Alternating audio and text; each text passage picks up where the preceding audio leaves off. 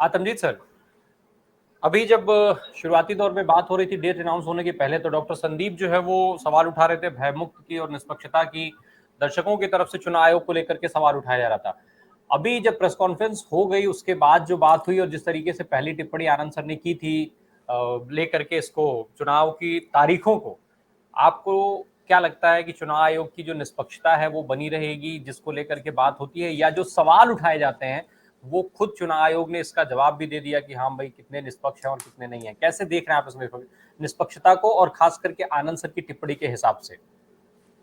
देखिए, मैं दो बातें कहूंगा। एक बात तो ये कि देश की जो इंस्टीट्यूशंस हैं उनको कॉम्प्रोमाइज कर दिया गया, चाहे वो इलेक्शन कमीशन हो, चाहे ईडी हो, चाहे सीबीआई हो, चाहे इनकम टैक्स हो।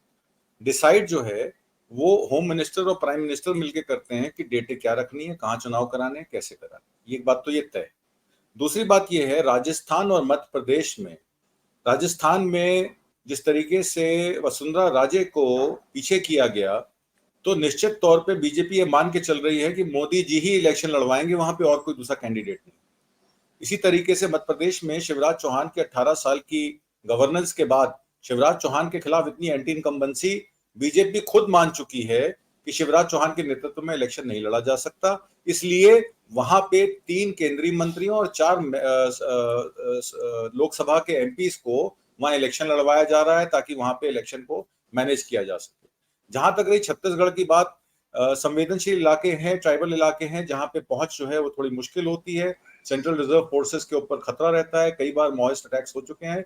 इस वजह से मुझे लगता है कि जो उन्होंने पूछा होगा रिजर्व फोर्सेस से, तो रिजर्व फोर्सेस ने कहा होगा कि इन एरियाज को छोड़कर, ये संवेदनशील एरियाज हैं, इनमें इलेक्शन आप कुछ अलग डेट पे करवाएं और बाकी स्टेट में आप इलेक्शन किसी और डेट पे करवा सकते हैं। तो मुझे लगता है इसमें कोई पॉलिटिसाइजेशन नहीं है, क्योंकि वो सेंट्रल रिजर्व फोर्सेस एक दिन में इलेक्शन छत्तीसगढ़ में नहीं करा सकते, इस वजह से वो 2 डेटें दी गई। पर तीसरी बात जो मैं ये कहना चाहता हूं कि प्रधानमंत्री मोदी एक तरीके से आर्टिफिशियल इंटेलिजेंस की तरह काम कर रहे हैं कि जिनके पास सब सवालों के जवाब हैं। आप गूगल पे टाइप करिए, आर्टिफिशियल इंटेलिजेंस आपको जवाब देगी। तो प्रधानमंत्री मोदी ही डिसाइड करेंगे कि इस देश में इलेक्शन कब होंगे, कैसे होंगे और कौन उसको लीड करेगा। और ये जो ध्रुवीकरण सेंटर की राजनीति का, सेंटर को पावरफुल बनाना एक तरफ है, पर सेंटर को पावरफुल बना के स्टेट्स को कॉम्प्रोमाइज करना, ये सेंटर स्टेट रिलेशनशिप का न्यू लो है। और आने वाले समय में अगर पब्लिक इस चीज को समझ लेगी और सशक्त स्टेट गवर्नमेंट्स बनाएगी, तो वो सेंटर से अपने अधिकार की मांग कर सकते हैं। जैसे आपने देखा मनरेगा मजदूरों के लिए वेस्ट बंगाल की गवर्नमेंट ने अपने कृषि भवन में जाके जिस तरीके से वहां आंदोलन किया और वहां के मेंबर पार्लियामेंट्स को उठा के उनको वहां से हटाया गया। और किसान आंदोलन में भी आपने देखा किस तरीके से कृषि भवन में पॉलिटिक्स हुई। तो मेरे हिसाब से आने वाले समय में, और एक बात और कह के मैं अपनी बात खत्म करूंगा, फूड इन्फ्लेशन को लेकर सरकार बहुत व्यथित है। आपने देखा कल आरबीआई की मॉनेटरी पॉलिसी आई जिसमें उन्होंने 6.5 रेपो रेट को छेड़ा नहीं।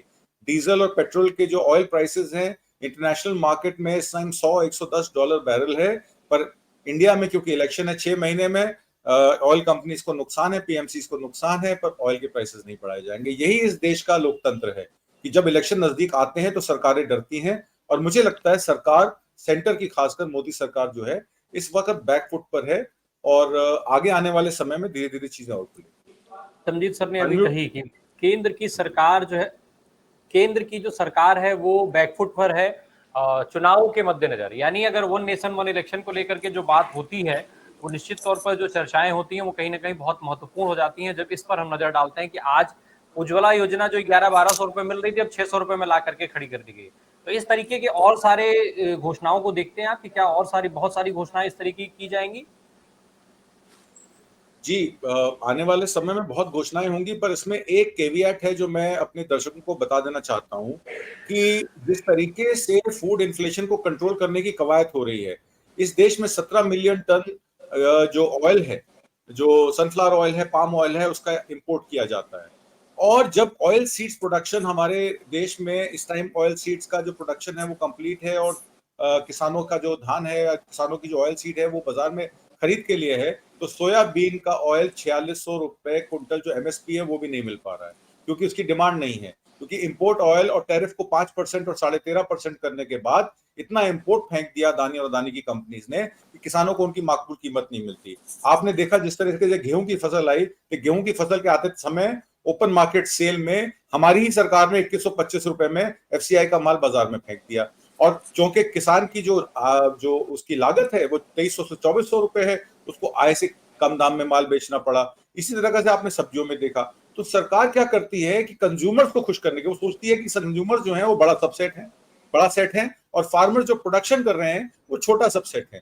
तो फार्मर्स तो नुकसान झेल लेंगे, पर कंज्यूमर्स को प्राइस ज्यादा नहीं मिलनी चाहिए। तो जिस तरीके से कीमतें गिराई जाती हैं सरकार द्वारा, ये जो सरकार की पॉलिसी है, ये जो प्रोडक्शन में पार्टिसिपेट करते हैं, चाहे वो फैक्ट्रीज हो, चाहे वो छोटे उद्योग हो या किसान हो, उनको नुकसान भुगतना पड़ता है सरकार की लार्जिस का। तो ये बात जो है ये सरकार को समझनी चाहिए कि आपको दोनों तराजुओं पे तौल जो है वो सही रखनी है।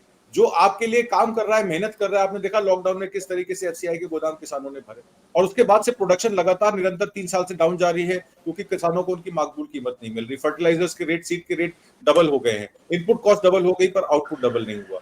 तो ये समझना चाहिए कि किसान भी एक वोटर है, और किसान अपना मुस्तकबिल जानता है, और आने वाले समय में इस देश में क्रांति लाके बता देगा कि अगर आप किसानों का, मजदूरों का शोषण करेंगे तो किसान भी आपको वोट नहीं देगा। आज की डेट में किसान ये कहता है कि हम बीजेपी को वोट नहीं देंगे चाहे कोई जीत जाए। ये बात भी समझनी जरूरी है। आतमजीत सर, मुद्दों को लेकर के जब बात हो रही है, एक दर्शक का भी इस पे कमेंट आया हुआ कि मणिपुर जो है वो चुनाव में मुद्दा नहीं बनेगा, लेकिन इजराइल का जिक्र चुनाव में आएगा। इजराइल में जो अभी घटना शुरू हुई है, इस घटना का जिक्र चुनाव में आएगा। हो सकता है ये बताया जाए, जिस तरीके का पहले होता रहा यूक्रेन वाले मामले को लेकर के, तो इजराइल का जिक्र आएगा। समझना ही चाहते हैं, क्योंकि सबसे पहले चुनाव की घोषणा मिजोरम के लिए ही डेट बताई गई कि इस डेट पे चुनाव होना है। और मणिपुर की जो घटना है, क्योंकि वहां कांग्रेस 10 साल सत्ता में रही थी मिजोरम में, और फिर उसके बाद एकदम से 5 सीटों पर आकर के सिमट गई थी। तो मणिपुर की जो घटना है वो मिजोरम के चुनाव के हिसाब से कितनी महत्वपूर्ण है, कितना इंपॉर्टेंट मुद्दा है, ये लोग इसके साथ कितना कनेक्ट हो पाएंगे? देखिए, जहां तक मिजोरम का सवाल है, मणिपुर, नागालैंड, मिजोरम, ये 5 स्टेट्स हैं जो जिनका मुस्तकबिल इकट्ठा है। जैसे आपने देखा किस तरीके से जब मैतीज और कुकी समुदाय के लोगों में झगड़ा शुरू हुआ मणिपुर में, और उसको सरकार जो है विफल रही, तो नागालैंड में जो मैतीज बसे हुए हैं, जो कुकीज डोमिनेटेड एरियाज हैं, वहां से उनको पलायन करना पड़ा। और मिजोरम में भी कुछ ऐसी ही बात है कि वहां भी एक ध्रुवीकरण और पोलिटिसाइजेशन करने की कोशिश की गई। इसका बीज जो है असम में हेमंत शर्मा ने बोया। उन्होंने पहले सीए को लेकर सीए इम्प्लीमेंट किया कि यहाँ पे जो लोग हैं बाहर के, बांग्लादेशी हैं या बाहर के बॉर्डर से आए हैं, उनको यहाँ से खदेड़ दीजिए। जो एन बीरेन सिंह है, उनकी भी यही स्टेटमेंट थी मणिपुर में कि ये जो है म्यांमार का जो हमने फ्री बॉर्डर कर रखा है, 40 किलोमीटर में पलायन हो सकता है लोगों का, यहाँ से जाना और वहां से आना, तो ये लोग बाहर के हैं, इनको बाहर निकालिए। तो ये घर का कौन है और बाहर का कौन है, ये नेशनल पॉलिटिक्स सिनेरियो पे जो मोदी जी ने शुरू किया, और हिंदू खतरे में है की बात चलाई कि 80% हिंदू है और 17%, 18% मुस्लिम है, और हिंदू खतरे में हो गया है। तो इसी बातों का इफेक्ट आप देख रहे हैं बाकी स्टेटों में पड़ रहा है। सांप्रदायिकता, पोलराइजेशन के नाम पे अगर वोट बटोरेंगे तो आप क्या करेंगे? आप खंडित करेंगे, देश की अखंडता को खंडित करेंगे, देश की सेक्युलर ढांचे को खंडित करेंगे, और जो हमारा हिंदुस्तान फेडरेशन ऑफ स्टेट्स है, जिसको आप इंडिया और भारत के नाम से जानते हैं, उसमें भी जो है दरारें आएंगी। और इस बात को, इस बेसिक मूल मुद्दे को, हमारी कॉन्स्टिट्यूशन को, संविधान में जो लिखा है उसको समझने में बीजेपी सरकार ने भूल की। और आज वो सिर्फ कॉर्पोरेट्स को लेकर अपने, मैं आज फिर कहूंगा कि अदानी और उनके जो चुनिंदा कॉर्पोरेट्स हैं, उनके इंटरेस्ट को लेकर आज की डेट में जान माल की कोई कीमत नहीं है। अदानी को जो चाहिए वो उसको मिलेगा। और अगर आप अदानी पे टारगेट करेंगे, जैसे किसान आंदोलन में आपने देखा अदानी और अंबानी को टारगेट किया गया, तो उसमें मोदी सरकार झुक गई। तो ये बात बड़ी क्लियर है कि ये अपने चुनिंदा कॉर्पोरेट्स को बचाने के लिए कुछ भी करने को तैयार हो सकते हैं। और इसी का आपने देखा कि किस तरीके से माइनिंग कॉन्ट्रैक्ट्स को लेकर, कोल इंपोर्ट्स को लेकर, वेदांता को लेकर, अदानी को लेकर बहुत सारी चीजें जो है अब पब्लिक मीडिया स्पेस में आ गई।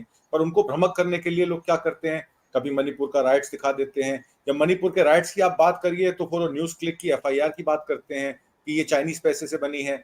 और जब वो न्यूज क्लिक की एफआईआर पे कार्रवाई शुरू होती है तो उनसे सवाल पूछे जाते हैं कि आपने किसान आंदोलन क्यों कवर किया। तो क्या किसान आंदोलन करने वाले लोग इस देश में एंटी नेशनल थे? क्या मणिपुर में जो हिंसा हो रही है, वो जो हिंसा रोक नहीं पा रही है सरकार, एन बीरेन सिंह की, तो उसको एंटी नेशनल या अर्बन नक्सल या टुकड़े टुकड़े गैंग क्यों नहीं करा दिया जाता? ऑपोजिशन को ही टुकड़े टुकड़े गैंग और अर्बन नक्सल करा क्यों दिया जाता है? तो ये जो पोलराइजेशन हो गई है, अब इसमें रिवर्स पोलराइजेशन शुरू हो गया और लोगों को ये समझ में आ गया है कि धर्म और सांप्रदायिकता के नाम पर देश नहीं चल सकता, देश की अर्थव्यवस्था नहीं चल सकती। और आने वाले समय में चाहे वो मिजोरम हो, मध्य प्रदेश हो, राजस्थान हो, छत्तीसगढ़ हो, आप इलेक्शन के रिजल्ट खुद ही देख लेंगे। ये सरकार बौखलाई हुई है और ये सारे कदम जो है बौखलाहट में हो रहे हैं। इलेक्शन कमीशन की डेट्स भी जो आई हैं वो बौखलाहट में आई। आनंद वर्धन जी ने ठीक कहा कि इसमें कोई सोची समझी इनकी रणनीति नहीं है, ये बौखलाहट है और इस बौखलाहट में अब सरकार गलतियों पे गलतियां करती रहेगी। आप आने वाले समय में देखेंगे। जी, को लेके चल रही थी जिस तरीके डॉक्टर संदीप मील ने बताया था चिरंजीवी योजना के बारे में और ये सारी चीजें। सर, ओपीएस को लेके भी खूब बात हो रही है। ओपीएस को लेके भी दिल्ली में बीते दिनों प्रदर्शन भी हुआ, ये भी देखा गया। सर, जब ओपीएस को कांग्रेस अलग अलग राज्यों में घोषित कर रही है, क्या ये जो ओपीएस की योजना है, ये माना जाए कि आने वाले समय में जब लोकसभा के चुनाव होंगे तो कांग्रेस इसको देश के स्तर पे भी घोषित कर सकती है और ओपीएस कांग्रेस के लिए बहुत महत्वपूर्ण और इम्पोर्टेंट मुद्दा होगा ये? अच्छा, ऐसा है, जहां तक ओल्ड पेंशन स्कीम का मामला है, जो सेंटर की सरकार है उसके दो, उन्होंने उसके अगेंस्ट जो है वो मैंडेट दिए कि उन्होंने एक तो कहा कि इसमें राजस्व का नुकसान है। ओल्ड पेंशन स्कीम क्योंकि लास्ट बेसिक सैलरी ड्रॉन का 50% प्लस उसमें ग्रेजुटी भी इंक्लूड होती है, तो इसकी वजह से जो है सरकार के पास इतना राजस्व नहीं है कि वो आगे कमिटमेंट कर सके। पर एक तरफ तो वो राजस्व के नुकसान की बात करते हैं और दूसरी तरफ जो जीएसटी का 41% शेयर स्टेट्स को दिया जाना चाहिए सेंटर द्वारा, वो 41% की जगह 32% जीएसटी का डायरेक्ट रेवेन्यू का शेयर देके उस पे जो है अपनी कन्नी काट जाते हैं।